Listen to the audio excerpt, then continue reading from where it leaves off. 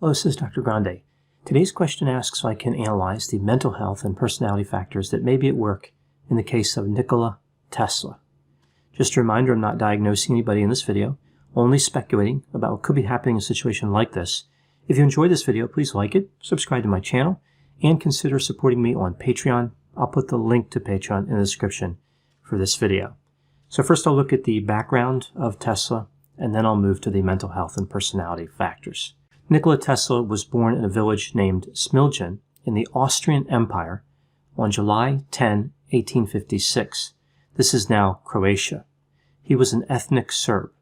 His mother had an excellent understanding of mechanics and would make labor-saving tools for working around the home. His father was an Eastern Orthodox priest. Tesla had one brother who was older than him and three sisters who were younger. When he was 5 years old, the brother was killed in a horse-riding accident. Tesla did well in school and graduated from high school in 1873. He contracted cholera that same year and was quite ill for 9 months, almost dying several times. After his recovery, he would enroll in Austrian Polytechnic in 1875. Although he initially did well, working 7 days a week on his studies, eventually he started gambling and lost his allowance and tuition money. He asked for an extension to prepare for his exams, but it was denied, and he failed to graduate. In 1878, he moved away and discontinued contact with his family. The next year, he would suffer what was referred to as a nervous breakdown. In 1879, he was returned home by the police because he did not have a residence permit. Not long after this, his father died. His cause of death was unknown. In 1881, Tesla moved to Hungary and worked as a chief electrician and would start working at the Continental Edison Company in Paris in 1882. His job there was to install incandescent lighting in buildings. In 1884, he moved to the United States. He worked at Edison Machine Works in New York City. He quit only 6 months later and found investors so he could start his own utility company. The investors decided to create a new business and ended up gaining control of Tesla's patents. He had to take a job as a ditch digger, and he would fix electrical equipment on occasion. This was a big step down in terms of earnings and prestige. In 1887, he found new investors and started the Tesla Electric Company. That same year, he developed an induction motor that ran on alternating current, which he was able to license to Westinghouse Electric and Manufacturing Company. Tesla became a United States citizen in 1891. Not long after that, he patented the Tesla coil. In 1892, after Westinghouse ran into some financial problems, they purchased Tesla's patent. So they had an agreement where they were paying him royalties, but they couldn't afford to do that anymore, so they just bought him out. So at this point, he actually had quite a bit of money, but he didn't have a lot of income for the future. He didn't have anything that was paying him over time. Over the next few years, Tesla continued inventing. He started a new company in 1895. He lived in various hotels in New York City, being kicked out from time to time when he failed to pay his bills. He eventually ended up in the Hotel New Yorker in 1934. On a fall day in 1937, Tesla left the Hotel New Yorker to go and feed the pigeons, something he was known to do frequently. He was hit by a taxicab when crossing the street, breaking 3 ribs and injuring his back. He refused to be treated by a physician, which is what he would normally do in that situation. He didn't like going to physicians. He never completely recovered from these injuries. He would die on January 7, 1943, of coronary thrombosis. He was 86 years old. Throughout his life, Tesla made incredible contributions to science, playing a major part in the discovery of alternating current, radio, computers, and ballistics, just to name a few. Now moving to the mental health and personality factors. Many people describe Tesla as unusual. Let's take a look at some of his behaviors, thoughts, and beliefs. He never married. He believed that women were superior to him in every way. He did not feel worthy enough to be with a woman. He also believed that chastity made him a better scientist. Later in life, he became a bit more judgmental regarding women. He believed that women in the United States were trying to become more like men. He thought this was a move in the wrong direction. Tesla was described as a loner, but he was well liked based on social interactions with others.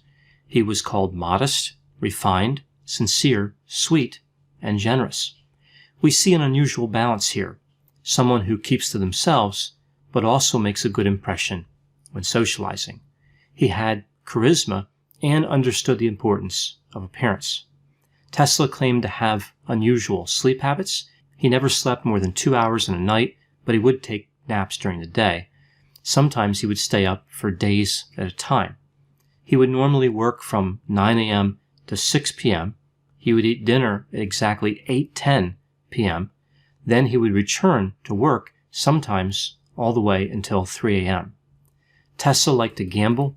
This is a habit, some would say an addiction, that he maintained over the course of several years. He stayed physically active, walking between 8 and 10 miles a day.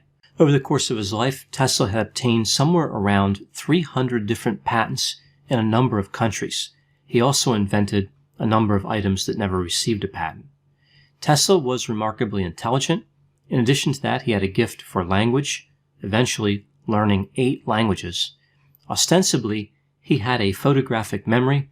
Now, scientists dispute whether this construct really exists or not, but either way, it's clear he had a phenomenal memory.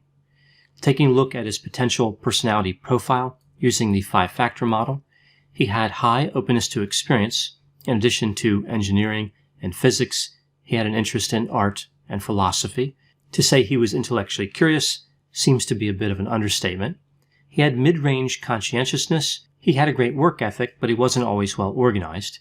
We see mid-range extroversion. On the low side, he was highly analytical and liked spending time alone. On the high side, he was assertive and friendly. We see mid-range to low agreeableness. He valued competition and could be antagonistic, but he was also altruistic. I think Tesla exemplifies how low agreeableness can be helpful. His ability to challenge people led to a number of discoveries and inventions. As far as neuroticism, we see a mid to high level. He wasn't particularly depressed or angry, but it does appear as though he was anxious.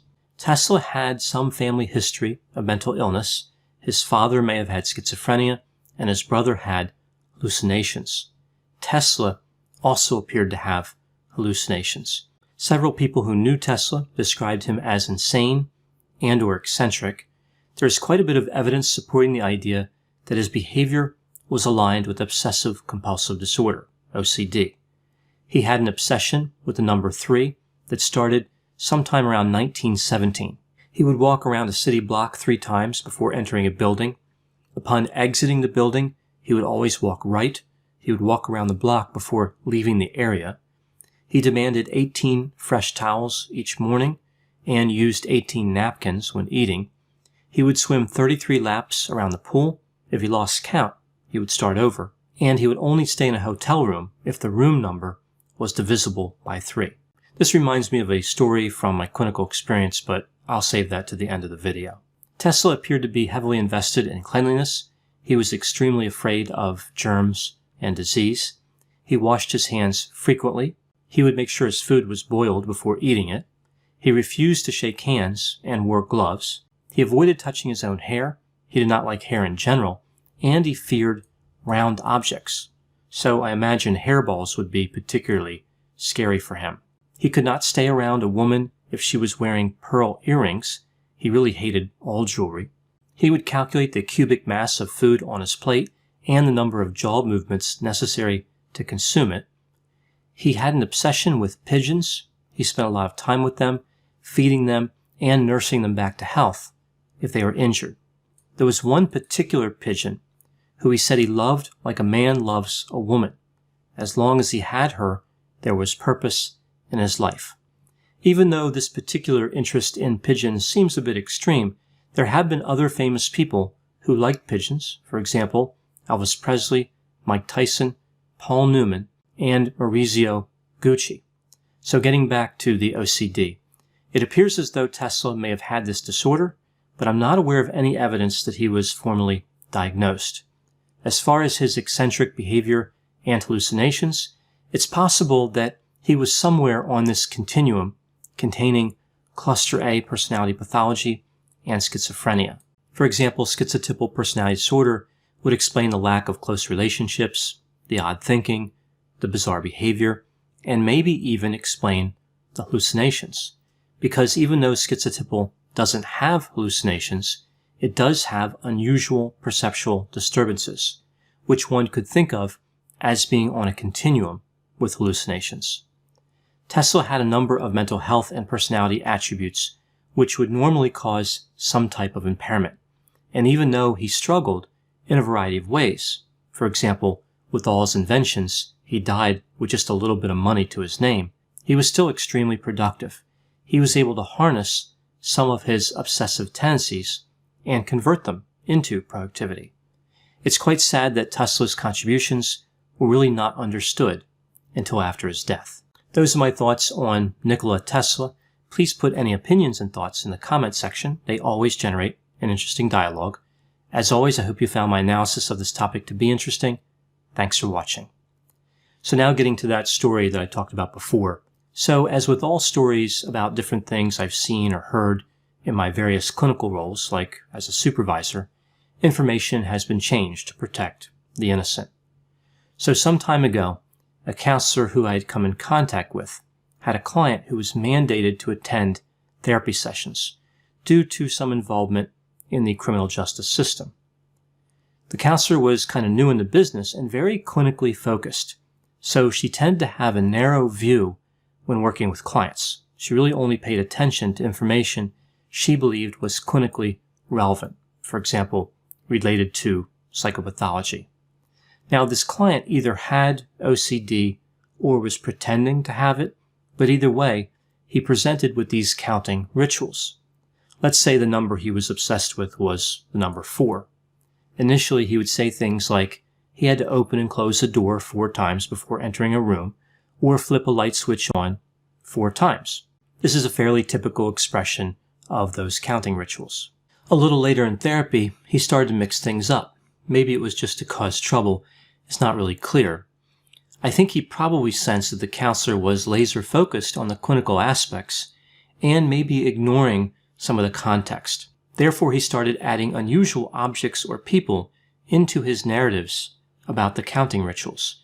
Like he would say that he had to shift his Rolls Royce in and out of reverse 4 times before backing up. Or something like, the other night, he was at dinner with Jodie Foster and he had to touch the bill 4 times before paying it. Kind of reminds me of John Hinckley Jr. He was obsessed with Jodie Foster because she was in the movie Taxi Driver. So this apparently went on for some time, and the stories became more and more fantastical, involving counting rituals with aliens and ghosts. So the client was having a good time with this. He thought he was fooling the counselor because she wasn't calling him out on these claims. He went back to his probation officer and was talking about how he was the smartest criminal ever because he was able to fool his counselor. Again, it's not clear if he actually had OCD or not, but either way, if he was talking about legitimate counting rituals, those rituals certainly didn't involve all these extraordinary features like celebrities. So the probation officer got a copy of the progress notes, which is common in these types of situations, like when somebody has been referred to therapy by the criminal justice system. In just about every progress note the counselor wrote, client continues to make up stories. Consider pathological lying or delusions.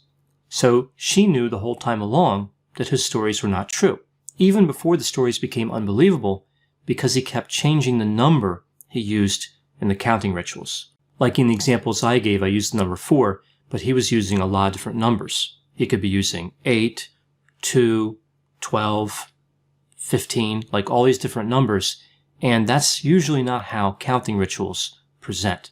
Now, because he told his probation officer he wasn't cooperating with therapy, he was sent back to prison, right? So I think that's kind of sad because, again, without knowing for sure if he had OCD or not, he probably needed treatment. He could have needed treatment anyway.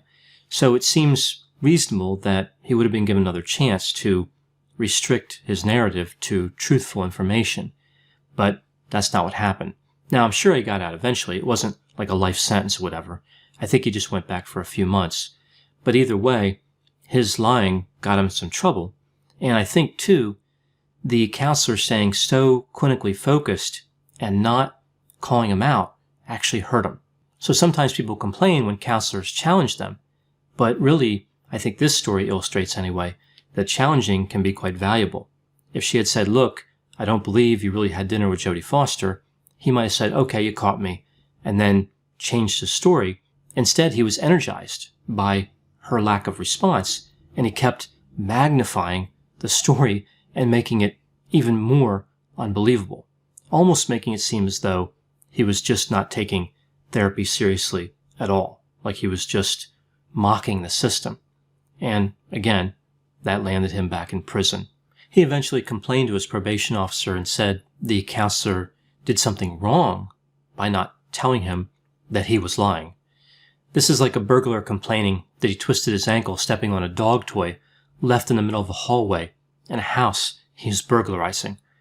Probably not going to get too much sympathy. So either way, this was just a funny story that had a very loose connection to some of the details in the Tesla case.